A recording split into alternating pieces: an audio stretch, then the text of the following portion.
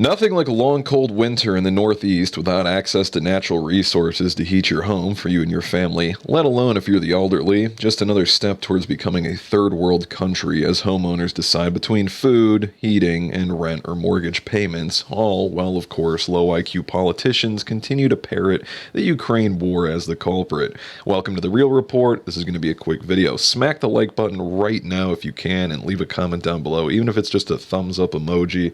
Seriously, that's the only way we're going to break through the algo with my draconian overlords at the YouTube headquarters punishing me for wrongthink. So share with family and friends if you want to see me continue to produce content.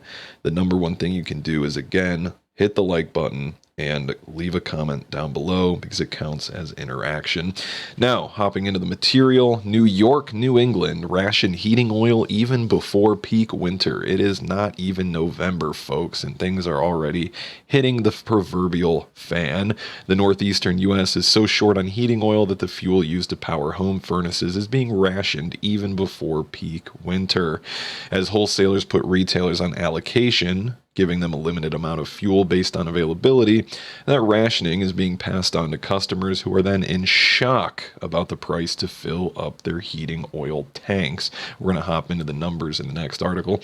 In New England specifically, where more people burn diesel to warm their homes than anywhere else in the country, stockpiles, guess what, are one-third of typical levels for this time of year. Now, winter's burden, the new heating prices for 2023. Heating costs are going to rise over the next few months, which I've reported on numerous times, potentially posing an additional burden for this winter. This is my favorite one. Now, they're admitting everyone's going to experience these problems, but, you know, they've added this little extra after. It's only for the low-income families. Don't worry, it won't affect you.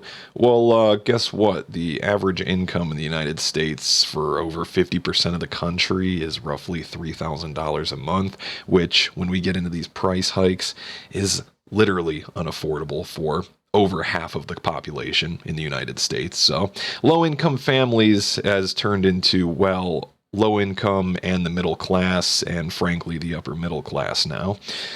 So, heating bills for Americans will likely pile up during the cold months amid soaring inflation and rising consumer prices. Low-income families, again, that same headline, may struggle to pay these higher costs and face hard choices as temperatures drop. What kind of hard choices? Well, New England, that relies heavily on heating oil to keep homes warm, will especially see the burden of a higher bill. Heating bills for those with natural gas is going to jump 28%, $931 on average. Heating oil costs will rise 27%. Guess what? A whopping $2,300, $2,354 on average. And when you only make $3,000 a month and your bill just rised $2,354, you tell me if that's affordable. Electricity costs will rise about 10% compared to last year, or an average of $1,359. Any homes using propane are going to see at least a 5% increase, which I can say is factually BS because it's already up way more than 100% for the year. On average, $1,668. Now, why heating costs are up? Energy costs will likely be their highest in 15 years this winter from the National Energy Assistance Directors Association. Costs are rising due to higher fuel prices and increased demand due to forecasts of, lo and behold, colder winter predicted. That's right, forecasts of a colder winter. I'm not even going to go into that, but go look up the grand solar minimum. I got spit roasted on my crab population, the 1 billion of them that are missing, for being a climate denier, which I will officially go on record and say the climate is, of course, changing. I 100% believe climate change is obviously, irrefutably, a thing. Now, the big question is, why have we gone through so many periods of warming and then freezing? Obviously, tropics to ice ages, so that there is the real question.